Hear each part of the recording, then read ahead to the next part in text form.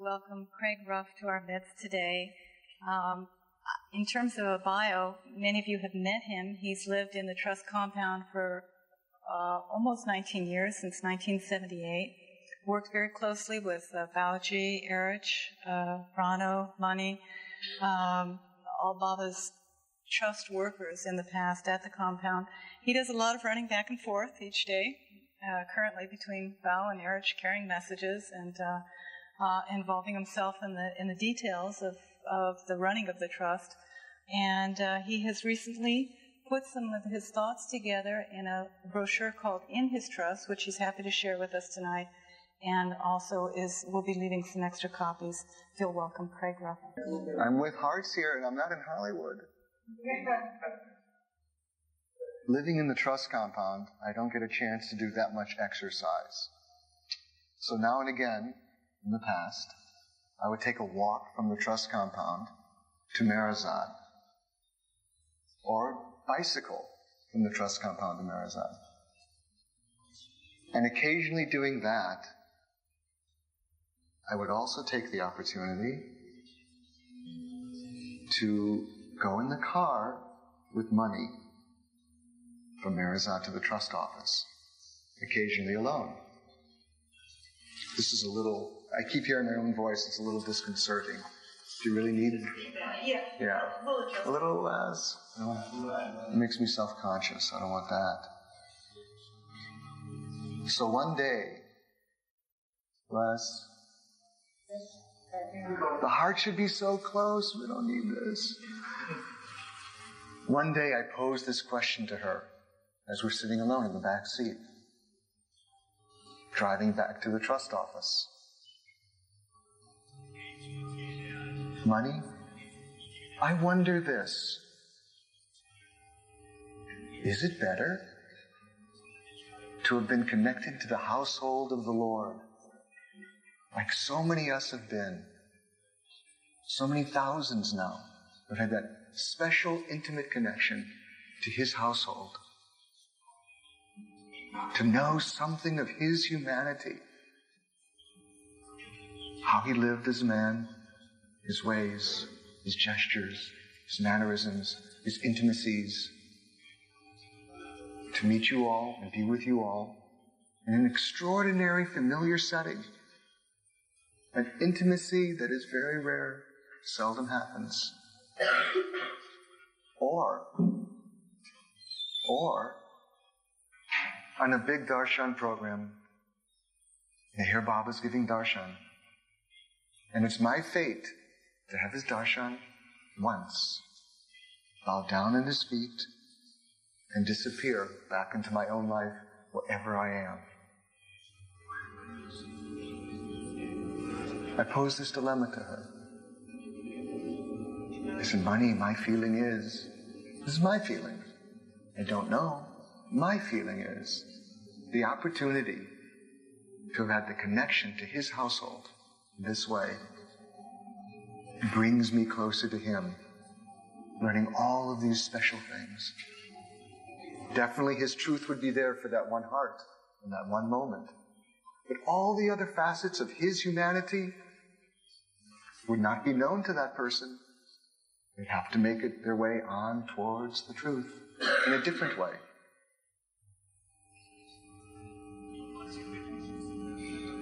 And she very hesitatingly, but knowingly agreed.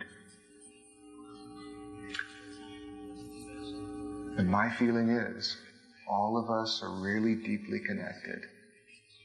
Not only in this room, but in so many other centers. The few thousand of us, there's only a few thousand, who have had that special connection to the household of the Lord.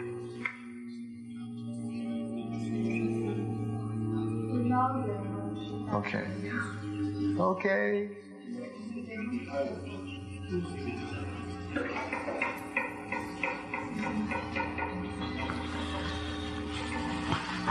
Regular. My Sheldon workmate. That special connection that has been given to us all. It's a great, great, great thing.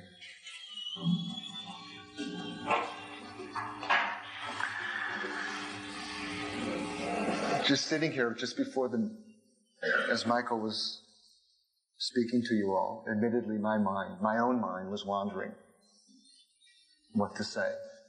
I've been going to other centers and saying something of a similar nature in different roundabout ways and in the highway of my mind and heart. But out of nowhere came an old memory that I never had before, and I just remembered it now, maybe 17 years ago. And in my youthful uncertainty in being close, being somehow given the opportunity to be close to the mandali. I don't know what made me do it, but I was alone with Erich for that one moment. And I wanted to bow down to him, not his feet, just out of appreciation. I think in standing in front of his cabin, the Mananash cabin. So standing up, I just did this to him. When my eyes opened up, what did I see? I saw him bowing down to me, Erich, and it was such a bowing down. I just remembered this now. It was such a bowing down. I've never experienced such a thing. And not mine, all my youthfulness. I was 28, but more like 15. I ran away. It was too intimate. What movement? What submission? What giving way? What giving in? And what made me remember that was what I would like to do, but still can't quite do. But it is out of appreciation. Bow down to you all for the effort that you are making in this center. It's a great thing. Not easy, we all know that. We all know that now, Baba's work. It's not easy. It'll crush us all the way to liberation. But it's a great thing. And I really appreciate it. So in my heart, I'm thinking of how Erich bowed down to me on that occasion. And I would like to do that to you all. You got a long way to go yet.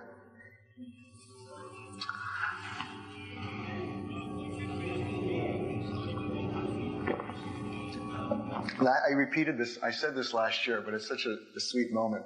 Last year I called up Erich from America. I hadn't talked to him in a month.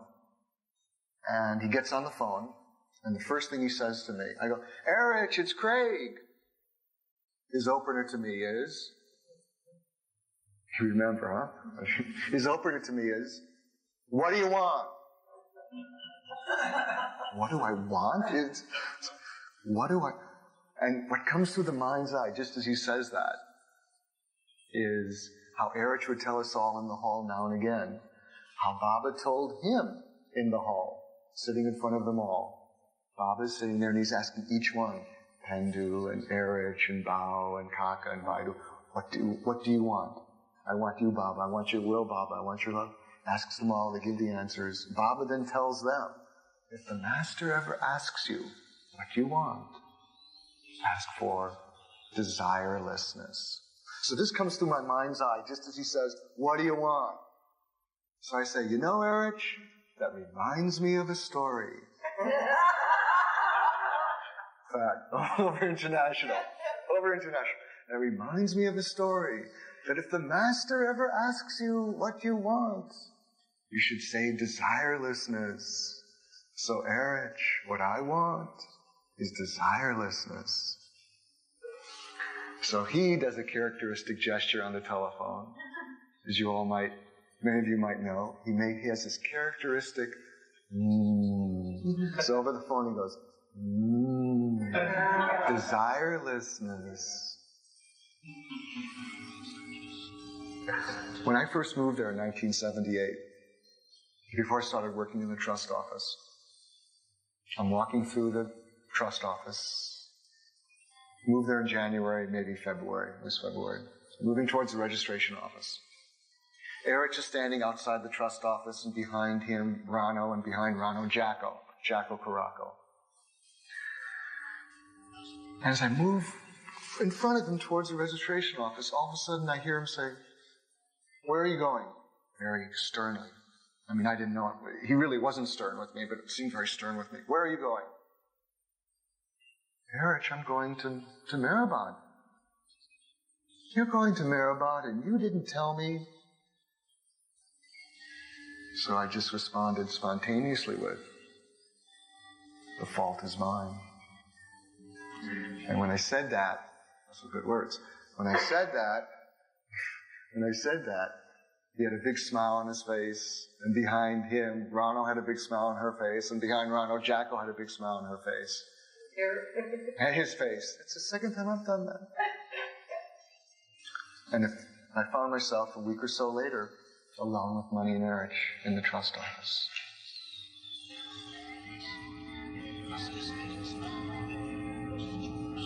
And I'm telling Money. They're asking, what will you do here? I said, Money, Erich is standing up and Money's at her desk. I say, Money, I will just give my hands and all my heart to Baba to do whatever. I said it very quakingly. It was a very serious, sincere moment in my life. Very deeply sincere. And she's looking at me, her whole face just gets real full. She's taking this 28-year-old kind of quaking boy, in a sense, as he's saying these things. And I get up and Erich says to me, you are always welcome at the trust office. And then from then on I started working. And I alphabetized the alphabet many, many times for the next 15 years. And I wondered to myself, what kind of work is this? It is so unbelievably mundane. It's like it makes no sense. To do this, to do that, what is this? What's the point of all of this? To backtrack for a moment, after my first visit to India in 1973, I always had a desire to write poetry. And I'd come back in 73 and I started writing a poetic play. In those days, my mind was very ethereal. I loved getting lost in ethereal thoughts. And I'm going to write this play now, poetic play. And one of the few times in my life I had a dream in which Baba gave me orders. Very clear, undeniable. He's sitting in his chair. I'm in front of him in Mandalay Hall, and he says to me, what I want from you is not poetry, but action. And I woke up and I go, that's the end of that. Put the poetry away, put the books away, put it all away, and I got some very practical office job just to do what needed to be done. So I thought to myself well, it'd be nice one day to work at the trust office with the Mandalay. This was even before there was a possibility of it. And it came about, backtracking a little bit.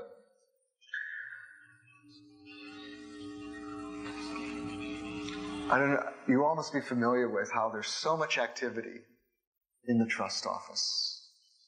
People are moving around and vehicles are moving in one car and a Jeep and another car and a Swanee and a Hufo and the taxis and everything else. And one day I'm standing in front of the trust office with Money, and she's waving some people off as she would wave that wave. You happen to be alone for another moment.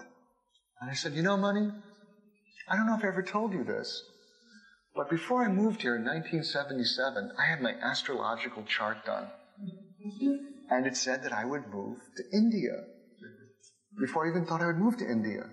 But as the person's reading the chart, they go, but I see that you're moving to India, but I see that you also will live in a parking lot in India. So with that, Money had this gesture where her jaw would just drop out of like surprise. Oh, no, Money, I'm just joking. Just joking, Money. So after I had done, I felt a lot of practical work in the trust.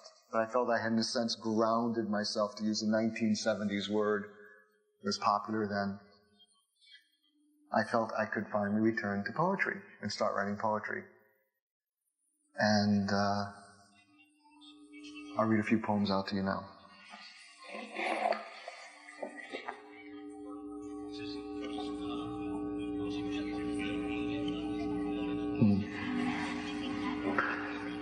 My eyes soften when your face becomes my heart. My eyes soften when your face becomes my heart and blossom beautifully in a world where you no longer show your human light. Should I smile? It is because some part of me now, in sudden secret, holds you more closely than the closeness of your sight.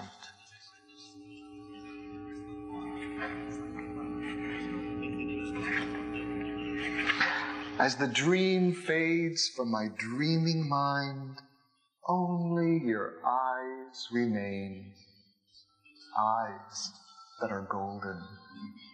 There, the luxury of light is free and falls from your height to my depths, falls and reflects your ancient loveliness new upon my silhouetted soul and makes me beautiful with the truth. How your eyes are deeper than the whole world.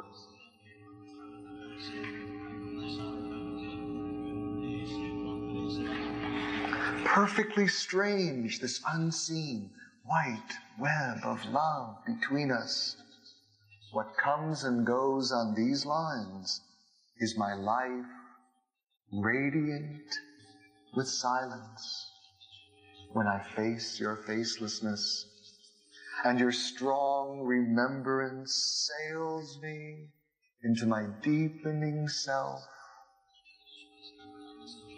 The heartbeat of our togetherness carries me away from all things and thoughts. This has no resemblance to your picture. It does not sound like your name. There is just one movement, one breath, one desire. I am not lost, but I am being lost. And love is being found. But inspiration is different than understanding. That was a painful lesson for me. As much as there might be artistic inspiration in my life, inner life was still not there, even though I was in their company. For all those years, my own inner life still was not yet established. True, I tried to be helpful, tried to be sincere, tried to do what I could. In a sense, love them. But my own inner life with him was not yet established. And when it came upon me, it was a great shock. A shock so much that I call it my own midlife crisis. I was cornered. I didn't know what else to do after all these years of being with them. I was 39 years old. What to do? Where to go? I thought I had done everything I could do already. Really cornered. Beyond frightened. Beyond frightened. Frightened is too small a word. So what I started to do was I started to keep a diary. And any thoughts or observations or perceptions or intuitions that would come to me, I would write them down in a diary. But I started to finally realize, as Baba says in a message that he gave in America in the 50s, which is now in life at its best, about the big gulf in this day and age, it's okay, and the big gulf in this day and age between theory and practice. And I finally had to admit to myself, I was still all caught up here. All. I knew the words, I heard the stories, I knew all that. It hadn't sunk deeper, it hadn't become part of my life. It hadn't become my life. And what to do? So these perceptions and different things would come to me, and I would honor them, write them down, and say, okay, Craig, at last, you have to have faith in these things. You just have to. You have to put it into action. You have to take chances. You have to take a risk. Now, in the previous 10 years, I did try to efface myself. But I did it in a way that for some inexplicable reason, I didn't know how to digest my own effacement, my own attempts to efface myself. But now I recognized that I had to try to find out again, as frustrated as I was, as deeply frustrated as I was. Beyond deep, I can't even think of a word. It's into those silent, accessible depths that we all feel time after time in our lives. So I started to remember him more and more, but simple remembrance. And I felt like this would come to me. Remembrance is like the Om point. All things come from it. So small. Yet everything comes from the Om point. I say to myself, okay, remembrance. I'm going to have faith in that. That remembrance, his remembrance more and more and more. Not just sitting saying Baba, Baba, Baba. Sometimes going up a big uphill climb, I would do that. So one day, in wanting to begin to share content, wanting to begin to have an adult dialogue, at least with myself, and maybe eventually with others, I turned to Erich, and I had several occasions to read out these, what I call entries in my diary to him. And at the end of reading them out, I asked, what did he think? And he thought they were worthwhile, that there was so much in them, that one had to read them again and again, because there was so much in it. It's unique. So I said to him meekishly, Erich, would you make that I asked him, could I make it into a book? He goes, I asked him, would you make that the foreword of the book? So poor guy, I got him on that. Which he did. He did make it to the foreword of the book. So I'll read out a few of these.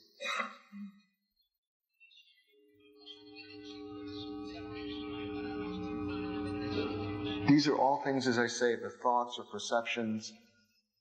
I was trying to retrain myself. To overcome our limitations is not to be overcome by them. But we must be aware of these limitations. It is not by denying our limitations that limitations are overcome. Rather, we have to begin by recognizing them, for these limitations are what describes our ego consciousness. Honest awareness of limitations encourages non-identification with them, and non-identification is the beginning of inner freedom.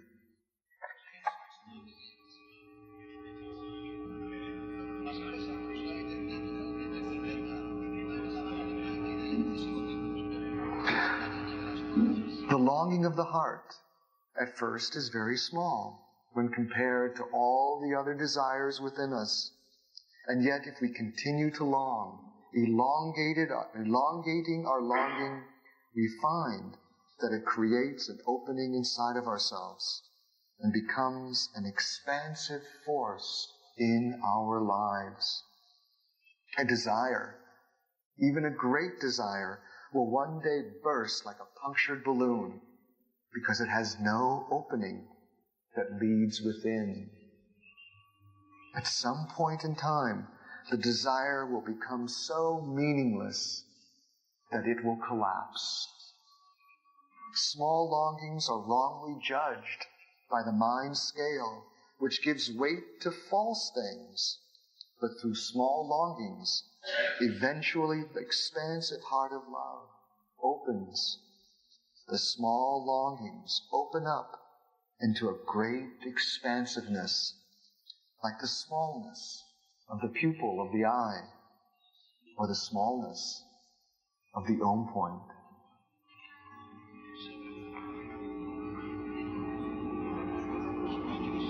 The cry from your heart being is the sound that attracts his being within you. Your cry is your heart cup. Deepen your cry, and the heart cup deepens. This is the sound he is waiting to hear from you.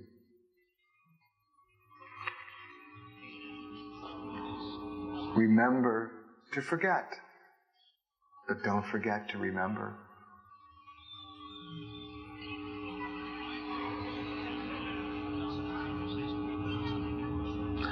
Become blameworthy. Become worthy to carry the blame.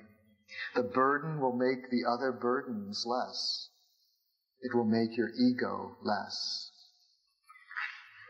And that reminds me that as I was trying to renew my remembrance of Meher Baba, and out of that renewed remembrance began to come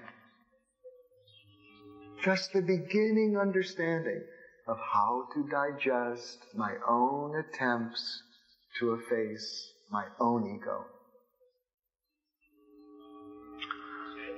One day, I'm in front of Bauji, and he is blasting me for something. It's inconsequential what it is. It's all the same thing, just to blow the ego away. And there's some other people in his office, and they're watching this scene. And I'm thinking now, okay, this is another moment of effacement. And just as I'm taking that blasting, Baba's message comes to mind, again from Life at its Best, what he gave in America, that the football that gets kicked higher gets propelled over the goal.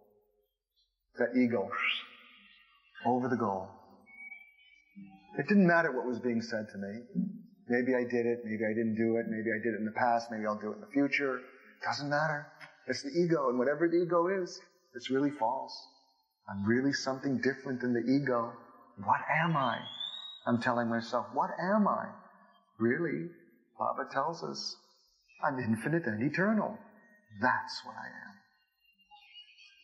That's what I am. That's what each one is. Each one of us is. So just as I'm thinking these thoughts and daring to feel this within myself, a sense of inner effervescence comes. A little sense of it. A little sense of inner freedom. Something has been lost in that little moment. And I find a different fresh air within inside myself. Nothing great, but directive. Definitely directive. Not imagined, not wished for, not longed for, directive. So I'm almost laughing to myself. It's in a moment, a millisecond. And I'm almost finding, isn't this funny? Isn't this funny? These folks over here, they think I'm getting humiliated. Bauji over here is doing whatever he's doing. And inside myself, I'm quite free. It doesn't matter. It doesn't matter what they think of me. They can never know me. And I don't know myself. It doesn't matter. And then again, Baba's words, learn the art of taking your stand on the truth within. This is it. I need to begin to try to take my stand on the truth within. Because that's what I really am. I will always be one limitation after another limitation, one weakness after another. It's going to keep going on until the last breath. And then another thing he tells us. That's what I am. I means the ego. So I'm going to try and stop. I'm telling myself I'm going to try and start not identifying with this thing that everyone wants to take pot shots all day long at anyways. Because I'm something different than that. Maybe not the great experience of it, but the faith in it, which I couldn't do before for some reason. I don't know, the intellect was always getting in the way, or I didn't even know the intellect was getting in the way. Why not dare to do it? So another occasion, a big trust meeting's going on. Erich and Bao are there, all the trustees are there, a good portion of the community is there. And I'm trying to say something, and one of the trustees, again, just in this occasion, just blasphemed me for some reason. And again, just then, across the mind's eye, Again, in a millisecond comes this little memory, which gave me a whole other nuance in that moment. And it's something that Erich is very fond of relating in the hall in the past. And it comes from the story comes from the perfect master, Ramakrishna. Ramakrishna is telling his kids about anger. And he's saying, let's say you're in a boat. You're going down the river, you're paddling down, and another boat comes along, and there's nobody in that boat. Now, if that boat's going to begin to collide with your boat, do you get angry at that boat? No. Why? Because there's nobody in the boat. There's nobody there. You don't get angry. Only if you see someone in the boat do you get angry. Get out of the way. But at that moment, there's nobody there.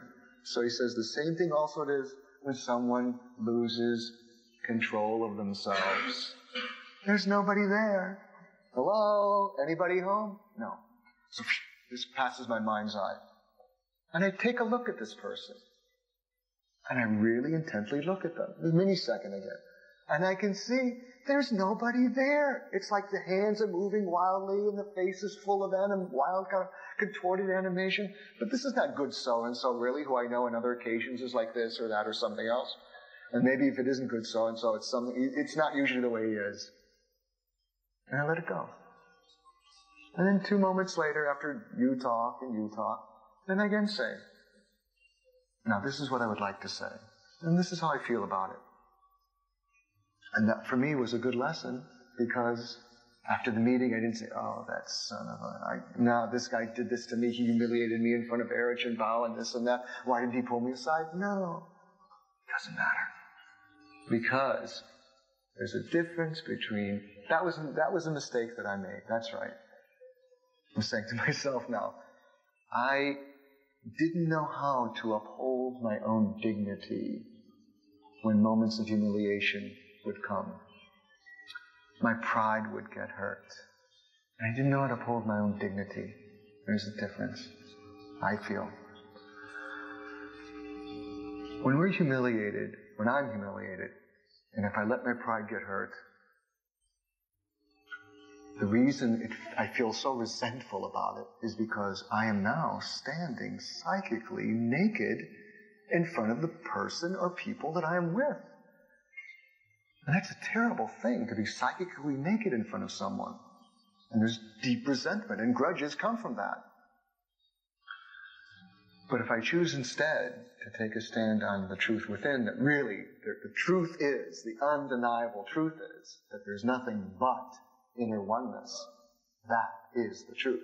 That is the inner fabric of the universe. That's what it is. We can do whatever we want to do, but that is the undeniable truth. Well, that's my nakedness. I'm naked spiritually, not psychically. And that nakedness brings me in closer intimacy with the other person, even if they don't know it. I'm closer to them, maybe in that moment, than they are to themselves. Because I believe that really we are one. Believe, have faith, not talk about it and hear the words and everything else. I'm taking that stand. I'm going for it. I believe it. And in that comes my dignity. I uphold my own dignity.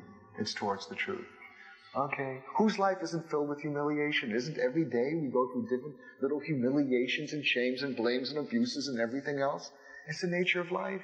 Everyone's got it. I love Erich for saying this in the hall just last year. He said his life was filled with nothing but embarrassment and humiliation. But significant embarrassment and humiliation, because he used it to efface himself. Just last year I asked him some question about some things about himself. He could have done this or that or many other different things after, I'm telling this to him after Baba passed away. And he just looked at me and he goes, about himself, he says, brother, I was born to efface myself. That's it. Born to efface himself. Nothing more. And that's everything. Everything. And I'm beginning to get a sense that when I get into the ego game, I have this, you have that, we have this, you don't have that, the whole self-display that goes on, all I'm going to do is create suffering for myself and suffering for you. There's no way out. We just play a little suffering game for some length of time. But instead, if I dare to say, enough is enough, we are really one. Not that oneness from the hippie days. I'm not talking about that. I'm not talking about that. No. Because we all kind of left that behind in our histories. We might turn back those pages and kind of reminisce about them in our own minds or hearts now and again, perhaps. It's not that. This is the truth. In my search, as I'm trying to get closer to Him, I started to recognize in all the tremendous activities that go on at Baba's place. It's Baba's work, Baba's activities.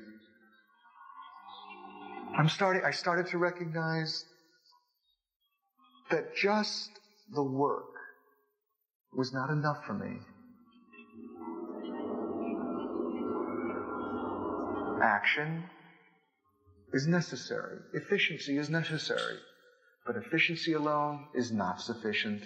Efficiency is like the foundation of the action. It's necessary. Efficiency is like the foundation of a building. Necessary. But how to make, if it's just the foundation of a building without these walls and ceiling, it's cold. It's cold. And if I'm just moving around my life doing one efficient action after another, efficient action after another, and claiming it's for Meher Baba, the truth, infinite, eternal love, and I'm been very efficient, well, where's the love? Where's the love? I'm telling myself, I don't want to be miserable. I want to have love in my life. So the sense that was starting to come to me was, okay, what I can do is I can begin to put those values into the action that make it warm, that have to warm up the action, that will build the building on the necessary foundation of efficient action.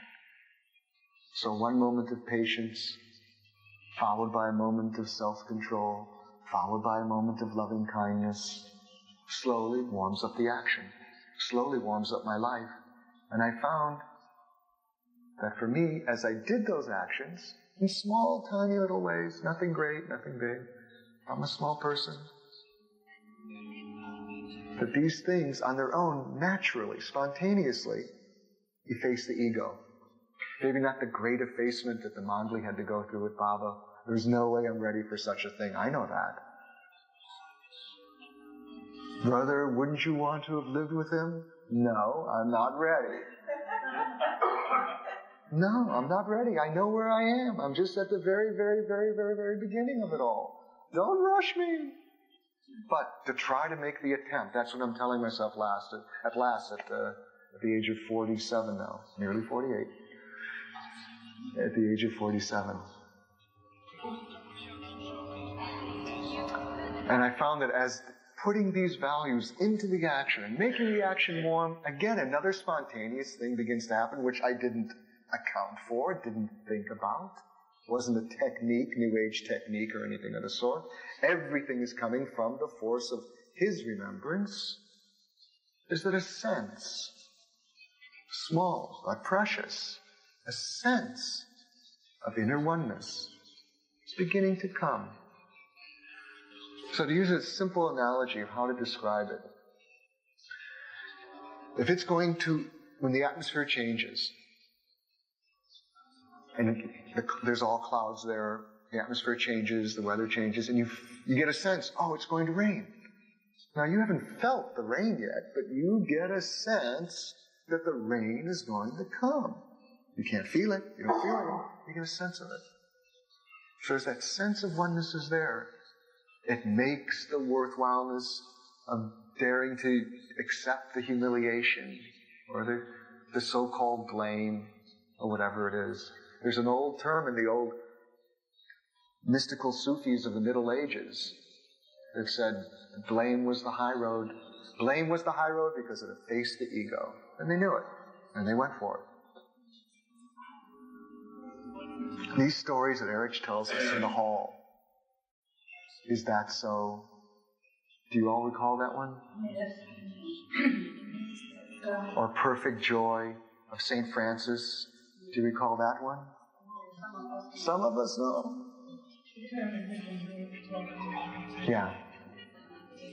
These started to, in a sense, it wasn't like, oh, it's nice to hear these stories. For me, it's nice to hear these stories, the warmth of Erich, the whole ambiance, everything, it's Baba's place. But to begin to say, really, not is that so, but in a sense, have the acceptance. It doesn't matter. It doesn't mean not to put your heart into it, but the ego's little bruises, it's okay. And move on. And my concern, out of my concern for the changing scene in India, I wanted to write something based all on Meher Baba's words. And I put myself to the task of doing so. And I got it done with his help, and it's called In His Trust. And I've been sharing it with many people, everyone in India, and some folks here. And anyone who wants a copy, please see me afterwards. It is free. And what I began to feel was that my feeling is, this is for me, and I'm just trying to share these thoughts and revaluations, that the next phase of life, instead of me getting lost in activity, I would rather be lost in his remembrance, in the activity. Not so much the doing, but the being in the doing. And as I'm rereading Baba's words, I'm struck time and time again out of the discourses, about so much, everything that I missed. I took for granted. Oh yeah, I understand that. Yeah, I've read that. Oh yeah, sure, we talked about it with Baba. That's how we connect with each other. We know the word, and gone. And I started to see, this gives me a whole nother avenue, a whole nother approach to the second half of my life, to a way of being with Baba in a real, vital, unimagined way. As these thoughts are coming and I'm writing them down, they divided themselves into 3 segments as I looked at things. Something about the individual, some things about the trust, some things about the community. Now, admittedly, because I live there, my concern was directly there. But honestly, we all go through the same thing. There's no way out of it. It's the same boat. Here or there, it doesn't matter. It doesn't matter. That's for sure. When I shared this final thing with Bauji, first he teased me. Oh, philosopher. Now you've become philosopher. But within a few paragraphs, he saw that I was being very serious and sincere in this. And he could feel right away, there was tremendous one-pointed concentration that I am not used to from him. And at the end of reading out the whole thing, he says to me, why have you limited it to the trust estate? It should be for the world. Continued on side 2. No need to rewind the cassette. As I honestly did read it with some trepidation. 2 discourses that really came to mind that had great appeal to me, directive appeal to me, called the task for spiritual workers and work for the spiritual freedom of humanity. In the past, when I used to read these things, they frightened me. I thought, my gosh, what is this? Is this my Baba? It sounded like something far off, far away, something I couldn't identify with, almost proselytizing. I don't know. These are my conceptions. I don't know. It's like, no, I want to get back to something else. But as I read them this time, I thought, this is a whole way to approach action that I never imagined before. Another way that in every moment of my life, no matter where I am and no matter who I'm with, there is the opportunity to uphold, quietly within my own being, unobtrusively, not intrusively, the truth of our spiritual oneness. So it's an active thing. Work for the spiritual freedom of humanity. Now, when I talk, the sense of it is not proselytizing. Who is in humanity? We're humanity. Our friends, our family, ourselves. The people we work with. To begin to inculcate that simple truth. But here he says, so beautifully, out of work for the spiritual freedom of humanity, there is no gift greater than the gift of spiritual freedom, and there is no task more important than the task of helping others to achieve spiritual freedom. Those who have understood the supreme importance of spiritual freedom have not only to strive for it themselves, but also to share the God-given duty of helping others to win it.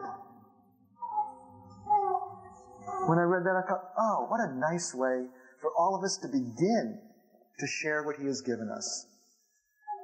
Each one of us has His grace in our hearts, for sure. But how good are we at really sharing what's been given to us?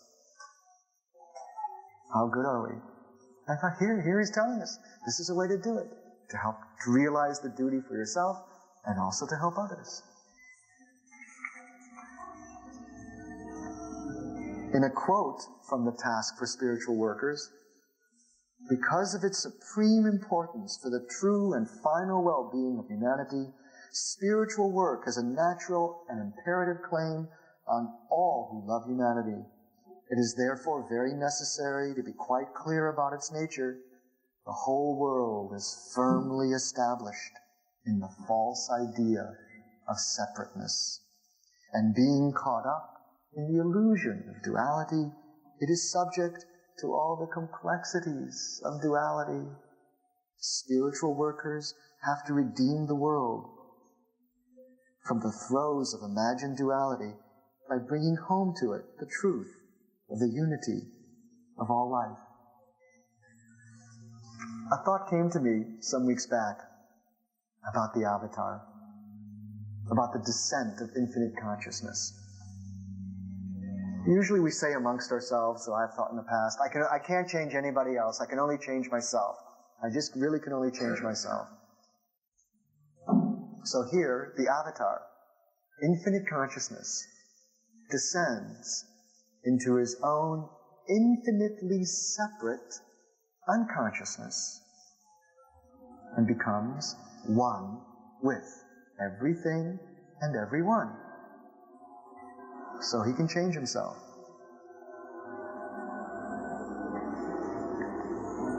The task for spiritual workers is to help me in this universal dispensation of the truth to suffering humanity. You have not only to prepare humanity to receive this truth, but also get established in it yourself. It is extremely important to remember that you can help others to gain spiritual freedom and to come out of the illusion of duality only if you yourself do not forget this idea of unity while working for others who are inclined to create divisions where they do not exist and who thus allow no respite to spiritual workers. Divisions, that's our life. But to dare to take the stand, it doesn't matter. My sense is anything that we do for the truth, the slightest, smallest thing. In the past, most of my life was spent on the great, looking at the sky and wanting everything in the sky, the stars and everything, the imagination, just roaming free and having everything. And I neglected the small little step in front of me. Neglected that. The small little step representing, in a sense, the heart. So a little analogy came to mind to help me explain it to myself, to have some faith in it. Let's say you put a bucket, an empty bucket, underneath a water tap. And the water tap is leaking. One drop of water after another drop of water. The efficient mind comes along and says, we're wasting water here. And you make the tap so tight, we're not going to, any water's going to come out of this tap. But the heart does something different with that one drop of water. The heart, like an open, empty bucket, sits underneath that tap and waits very patiently for that one drop of water, after another drop of water, after another drop of water, and eventually it will be full. There's a lot in this, and it's a little difficult to say all the little nuances that I have honestly thought about. But my sense was, overall, to try to begin for the individual, from Baba's words, to take that own personal stand on the truth within. It would be a very adult thing to do. But last year, surprisingly, even in mentioning this to some folks, as I was beginning to try to share some of these thoughts of Baba and try to have faith in them, shaky as it is. No, that's not practical. No, we can't do it. This isn't me saying this. This is a Baba word. No, we still can't do it. It's not practical. Okay. The travail of the New World Order. Travail. It is a travail. We all know about it. It is a travail. Our life is a travail. And we are slowly moving, at least inside our own beings. We will by and by also, inside our own beings, the New World Order, inside of ourselves. Baba says, to perceive the spiritual value of oneness is to promote real unity and cooperation. Brotherhood then becomes a spontaneous outcome of true perception. The new life that is based upon spiritual understanding is an affirmation of the truth. It is not something which belongs to utopia, but is completely practical. We can do it. It's going to be difficult. You guys have done pretty good so far. And I'm really proud of you for it. It's inspiring to me. In India, there's so many things we're going to have to go through there, no doubt about it. Hope we can do it. Hope all the other centers too. When I go from place to place, I hear some of the little things here or there. The political side, I have no interest in. Because I know it's this, or that, or this, or we dance around. But are we eventually, by and by, to let these things dissolve, let the grudges, let all the harborings dissolve, and begin to share what has already been given to us? It's already there for us. So the next aspect that came to me is our organization, the trust. What's going to happen as our precious ones return into His ocean? What is going to happen there? What's going to happen? So again, with Baba's words, you might all find interesting. This is a quote from Erich. One day, sitting with him alone about authority, and I'm asking him about authority. What is authority? And worrying, in a sense, about the future. And he said, and I wrote it down specifically that day. And little did I realize that many years later, I would be putting it in this.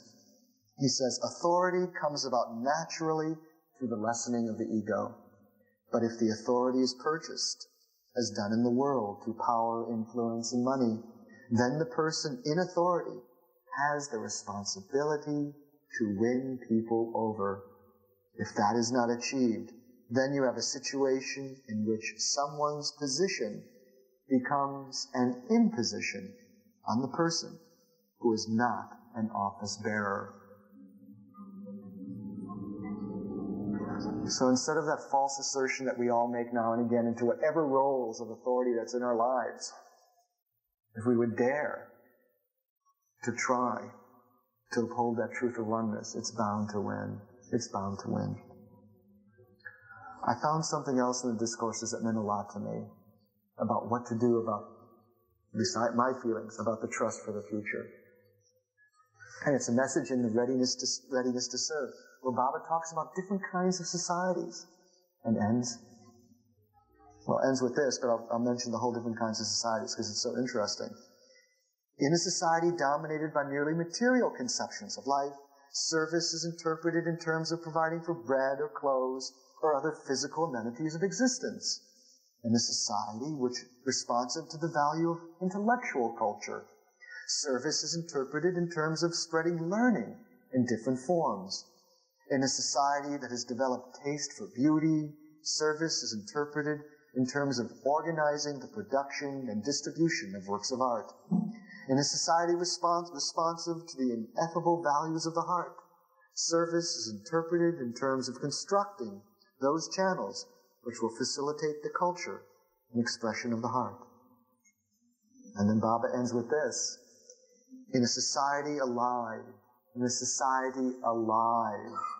to the supreme importance of the spirit, service is interpreted in terms of imparting spiritual understanding.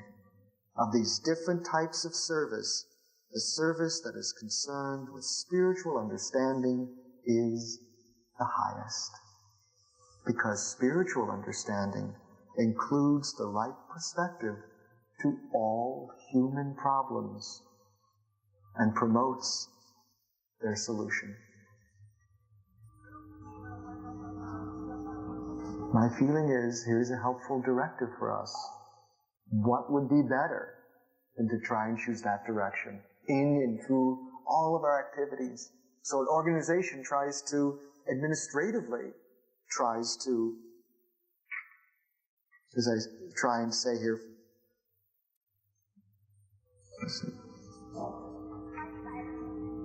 excuse me.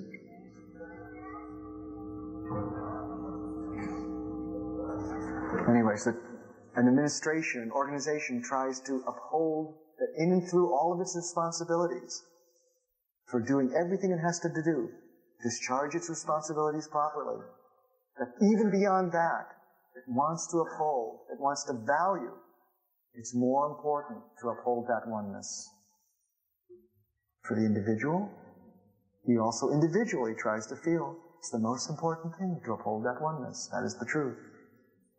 So in our community life, if we blend an organization together, we take an organization and the individual, that makes a community. Inner communion, outer community. Both seem very necessary for a well-balanced life. The communion with Him privately in the intimacy of our own hearts, and the sharing of that, of what He's gracing our hearts with. Two different expressions. Two beautiful expressions, but different. Usually in organization and individual, there's alienation. The organization wants one need, oftentimes. Individual wants something else. They negotiate. They work out a bargain. And eventually, oftentimes, it dissolves again.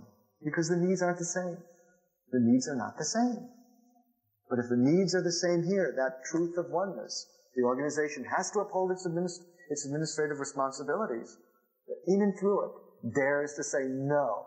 The most important thing in all of this, regardless, is still. Doesn't mean there aren't differences of opinion, of course.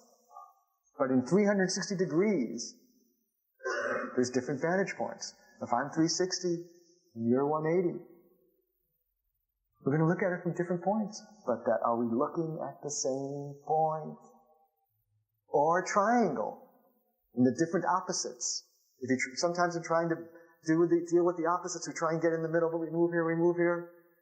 In a sense, if we go just to the point of the triangle, in a sense, just an image, it's a plane higher, it's in the middle, but a plane higher incorporates both. The inner oneness is the only thing that really, honestly, genuinely, not diplomatically, can incorporate the both. Diplomacy cannot do it. It's always juggling and moving things around. The heart can swallow all differences and keep the oneness.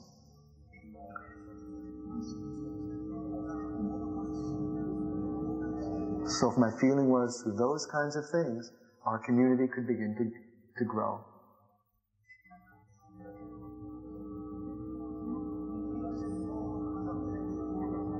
The final message that I ended with a conclusion here.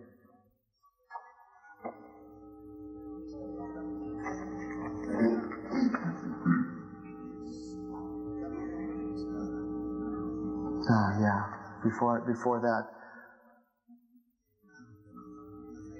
the one place last year, just as I was daring myself to even dare to sit before others and try and share something from my heart. I was in one place and I said, where's the love? After 25 years, where's the love? I've been going at this. Where's the love? I don't have any love. And it was nice to feel and see that so many others start going, yeah, where's the love? Yeah, after all this time, where's the love? I don't know. And then I read this message of Baba's, because we're all in the same boat. When I came across it, it was kind of humbling for me. It was humbling for me. Because it put things in perspective again. Am I doing this? No. Well, then where's the love? You ain't getting love. Because you're not towards the truth, Craig. You're for yourself. But even though I'm for myself, His grace is there. But regardless of that aspect, in the New Humanity message, I used to think the New Humanity was something 300 years away. My feeling now is it's right now, it's us. If we dare. If we dare. And we're daring. You're all daring. You did a great job. You're here. A lot of obstacles. And you'll do a lot more. Humanity will attain to a new mode of being and life through the free and unhampered interplay of pure love from heart to heart. When it is recognized that there are no claims greater than the claims of universal divine life. Do I really uphold the claim of universal divine life with all the other claims in my life? Do I really uphold that as the highest claim in my life? Am I bringing thought, feeling, everything to that point? In a sense, moving it? At least moving it in that direction? When it is recognized that there are no claims greater than the claims of universal divine life, which, without exception, includes everyone and everything, love will not only establish peace, harmony, happiness in social, national, and international spheres, but it will shine in its own purity and beauty. And I know in the past I used to read this and you get into international spheres and all that. I was kind of blown away and just move to the next page and forget about it. But when I bring it down to my own simple little life and go, wait a minute, he's saying this. Do I have the claim that it's the highest claim in my life? No. Well, then no wonder I'm just in a survival mode. I'm just barely hanging on to His Dhamma by His grace. Because I haven't dared to say that this is the greatest claim in my life. That's why I'm miserable. It can't be any different. I'm not in the movement towards what is the inner fabric of truth, inner fabric of the universe. There's only one life. Indivisible.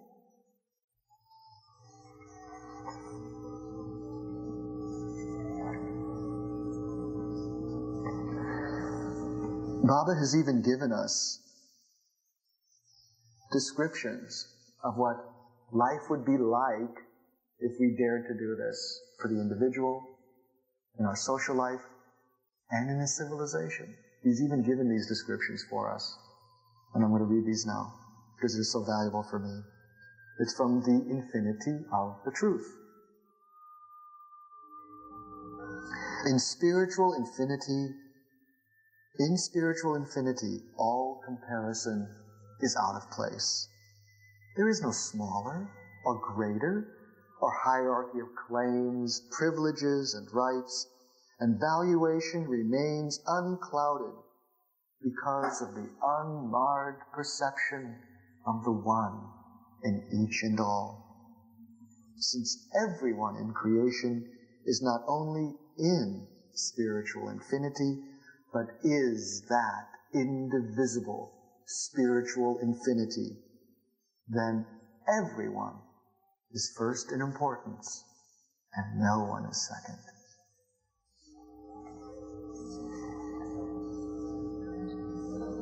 In social life, the recognition of the spiritual infinity of the truth will mean a challenge to individualism as well as to collectivism. It initiates a new way of thinking in terms of an indivisible totality, and it discards all the relative values of comparison in favor of the recognition of the intrinsic worth of everything. For me, when I finally started to recognize that everything has value because He's in everything, to have that faith in it, that He really is in everything.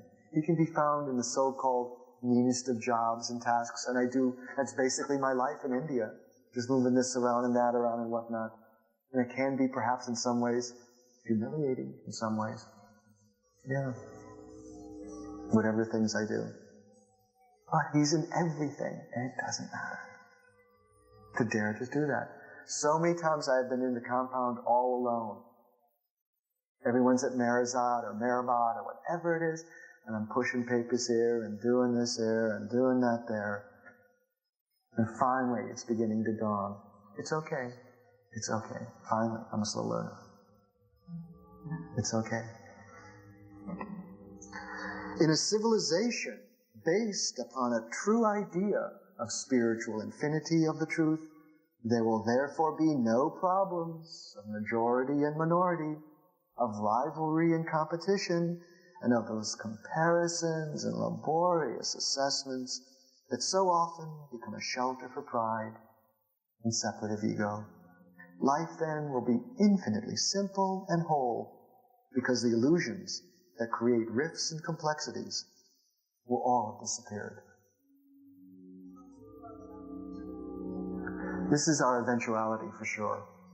We will get there. We will. Maybe painfully, resistingly, but we will.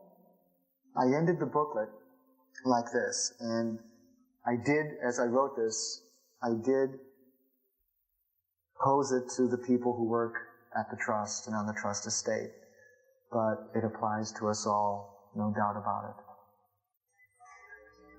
So for your lives and for the center here, it has been our great fortune to have had decades of intimate moments with beloved Baba's Mandali. In the forthcoming years, the few precious ones who remain will be making their final surrenderance to Him. They will be taking with them the intimate interiors of our hearts. Much of what we know and feel for beloved Baba comes from their gracious company. Undoubtedly, it will take a personal toll on our lives and will be an irreparable loss to our hearts.